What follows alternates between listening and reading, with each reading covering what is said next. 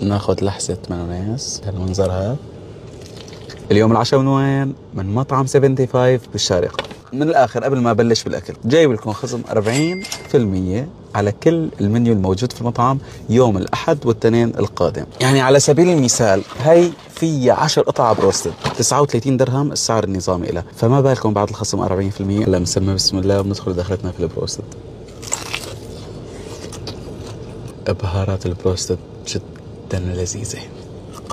قلت لهم بدي لحسة مايونيز، قام اعطوني هاي الله يعطيهم العافية.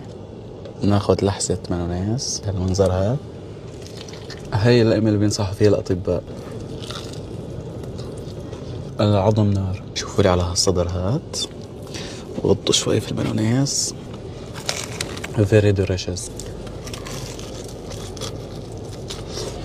يا اسف على هالسطل يخلص. طبعا هذا سطل مخصص للعائلات 10 قطع. عم تخيل عائلة تروح تاكل من عنده وتدفع 25 درهم على الكل.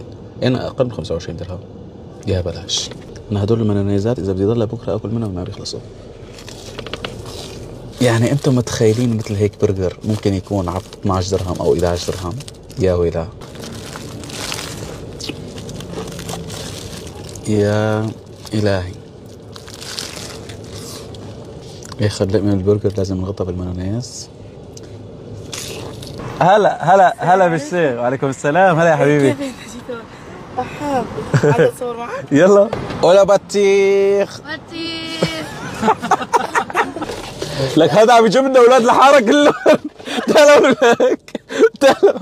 يعني على سبيل المثال عندكم هذا الصحن الجميل، هو عباره عن ووفل مع الفواكه، سعره بالمنيو 15 درهم، يمكن بعد الخصم بصير ب 7 دراهم، يعني البلاش. هذا بده شوكي وسكينه شغل ادب. يا شباب اكلة الحلو بعد الزفر غير. نجرب هالكيويات. روح قلبي الفراولة مع الشوكولاتة.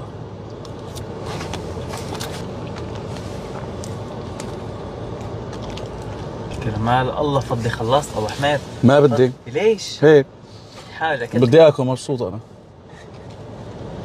يا اخي مشان اكل انا.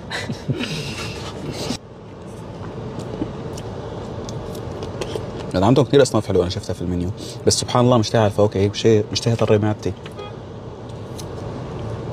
حط لي هالاناناسات هون وهالموزه هون، وهيك اللقمه بتكون جاهزه. بس هي الحمد لله رب العالمين. هذا كان عشاء اليوم، عشاء خفيف نظيف. ما تأنا نروح نتلحق نتعشى مع الشباب. ان شاء الله يكون عجبكم الفيديو. كالعاده يا ساده الصلاه على الحبيب تجلب السلام.